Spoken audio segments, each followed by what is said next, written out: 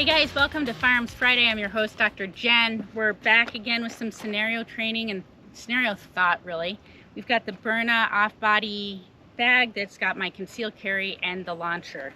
One thing I want to show you about the launcher, just for the scenario training, is that I'm using these eco-friendly kinetics.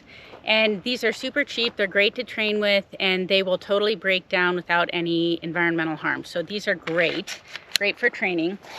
What I actually have in my launcher is the first round is a hard projectile, and then the rest are a combination of CS and pepper.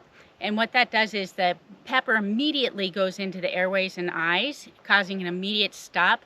And then the CS really gets into the lungs and all of the mucous membranes and will incapacitate someone for 45 minutes.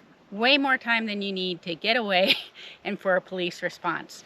So let's think about a scenario where you have multiple targets. Maybe you're at a gas station, you've got 3 people coming up on you in different directions, and you need to take care of business.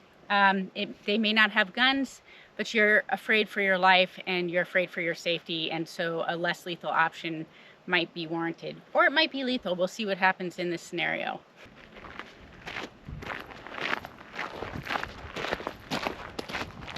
One, two, three, threat!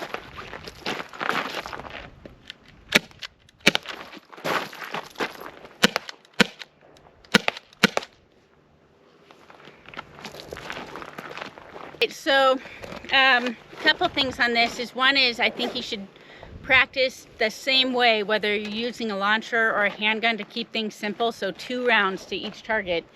The other thing is that when you hit this first target with that first round, when it's loaded, it's going to be a kinetic round, and I still want to hit them with the CS.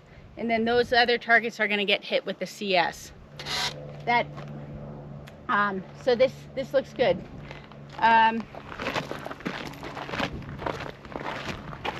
This guy got hit, he looks good, and that guy got hit, he looks good.